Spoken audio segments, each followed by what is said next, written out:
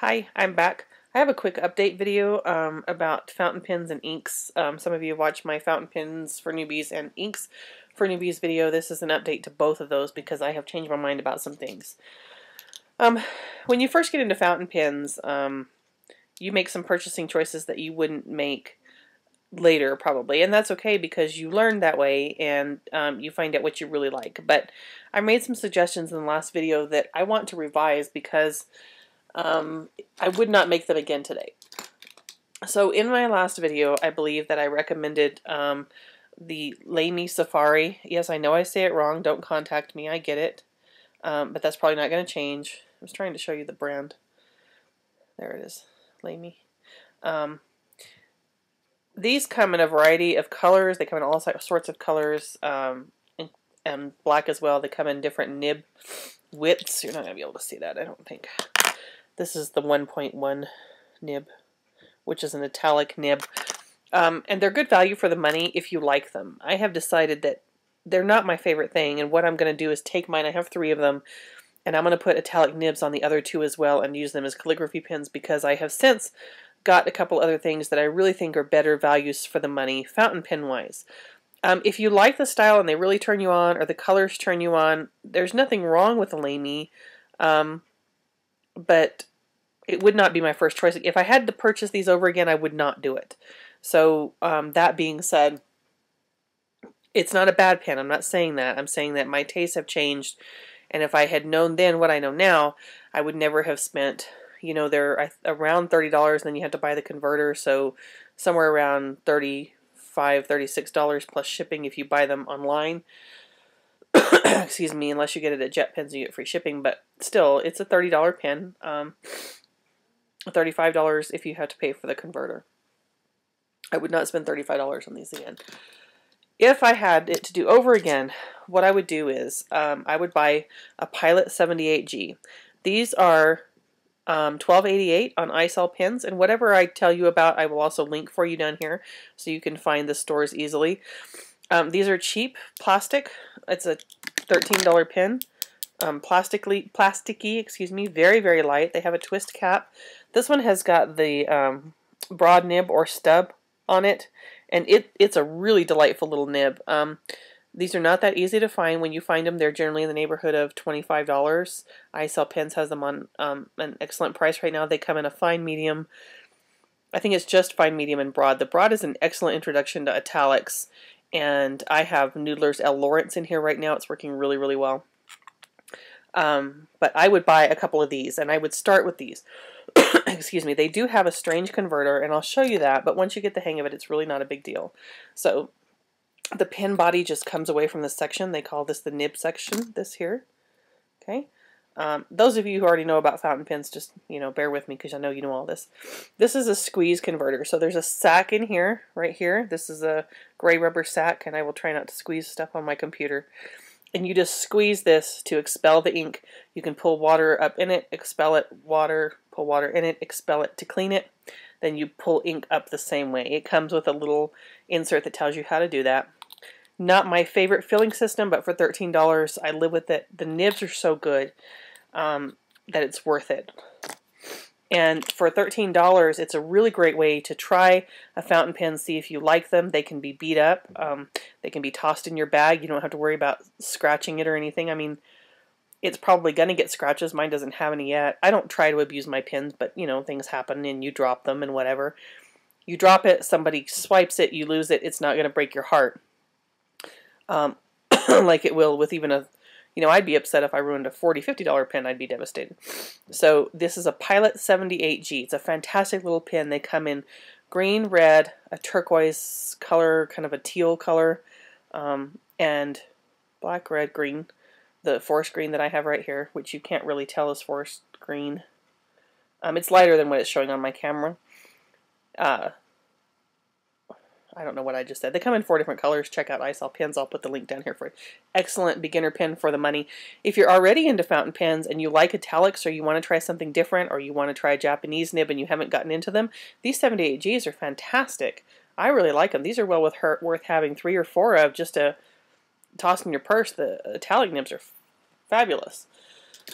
And I would presume, since it's a Pilot product, that the other nibs are just as good. The second thing that I would say is go past the lamey, just go ahead and suck it up and spend the money and buy a Pilot Prera. It is obviously a Japanese pen. I won this one on Jet Pens. Thank you again, Jet Pens. It's a small pen. Here it is in comparison. Let me hold them in the middle so you can actually see. There it is in comparison to a Lamy Safari. Lamys are on the larger side. So it's quite a bit shorter. I don't think it's any narrower in diameter, really. It's just different. Obviously, this is a completely round barrel. It snaps. It's not a twist. So you can hear that. It's not a twist cap. Has a really satisfying click to it. Now, you can't put these in a tight Filofax pin loop and pull them out like that because the lid will come off. That's the only downside to these. But I have found that these have now become, and I'll show you these. I bought another one right after I won this. Have now become an everyday carry pen for me. It came in a fine nib. I don't usually do fine nibs because I like really juicy nibs. You can see a little bit of nib creep on this. That doesn't bother me. It bothers some people. I don't really care. But I got this and I was really scared because I won it in a contest and I thought, oh, I hope they send me a medium nib. They sent me the fine and it is fantastic. I'm not usually a fine nib connoisseur. This nib is one of the best nibs I have ever used, bar none. I don't have very expensive pins. I do have one Pilot Vanishing Point, which has a 14 karat nib. The rest of my nibs are all steel.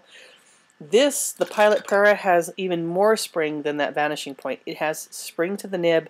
It's a nice juicy nib. I have Rohrer and Klingner Verdigris in this one, and that's a fantastic combination. It's a good ink. It's an interesting greenish gray color. But these pins are fabulous. They're in the $50 range, depending on where you buy them. Goulet Pins sells them, although Goulet does not carry the solid bodies. They only carry the demonstrator bodies.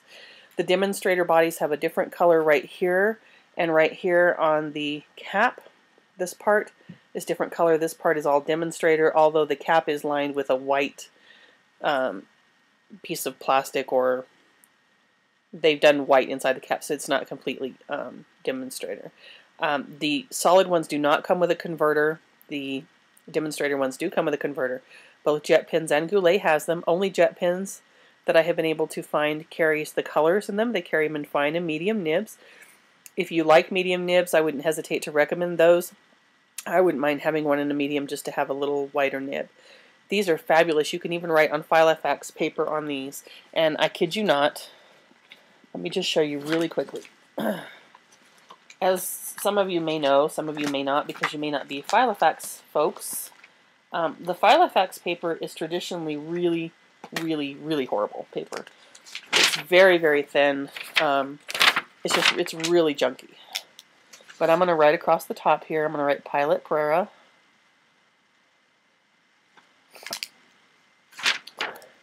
So you can see right here.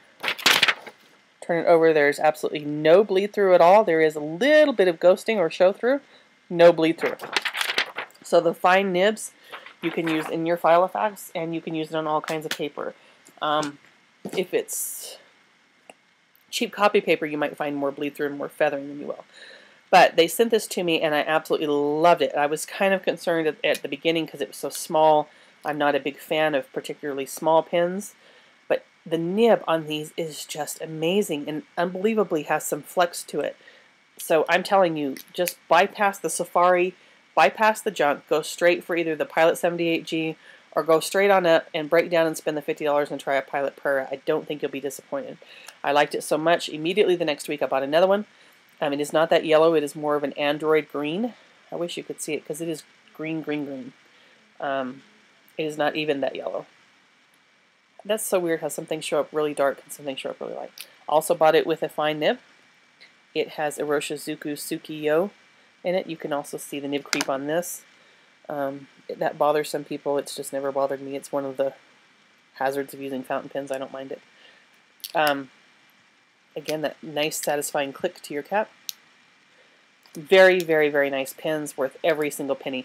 I've gotten to the point where I don't use hardly anything but these Preras. I throw these and the 78G in my bag to take with me. And I have not been one in the past to take my fountain pens with me because I didn't want them destroyed or I didn't like them enough, or, you know, they were just not my thing to carry with me, and especially the Lamies. I never take those anywhere. They're just, the performance on these is leagues above a Lamy Safari, leagues above. So for not much more money, very well worth it. Anyway, they're called the Pilot Prera. I'll put that down here for you, and I'll also put the links. I also wanted to update you on inks. I think I talked a little bit about last time about inks and starting with things, and I think I said you could start with Waterman. That would be a good ink to start with because it's very forgiving. It's a very good ink. It's a very safe ink for all of your fountain pens. I talked a little bit about Noodlers, how Noodlers is a little more high maintenance, and don't get me wrong, because I love Noodlers and I use a lot of it, even the infamous Bay State Blue. But I talked about you might not want to start with Noodlers. I talked about Waterman, and I think I talked about Sailor. I have some other recommendations, just in case I didn't say this in the other video. Again, I feel like my taste in ink has changed, and for overall ink performance, I have a couple brands that I really don't think you can beat, and you can feel pretty darn safe with getting any of the colors within these inks, with the exception of one. I'll explain that, and being safe with no matter what color you buy. The first one is Sailor. Sailor, Gentle ink. It's spelled with a J. Both Jet Pens and Goulet carry these. I'm not sure if Isol Pens carries them, but I will put the link for all three places.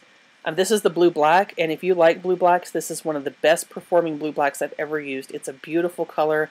It's a very grayish blue black, but it's beautiful. It's stunning. It works well in every single pen I've ever put it in. I've never had an ounce of problem with this ink.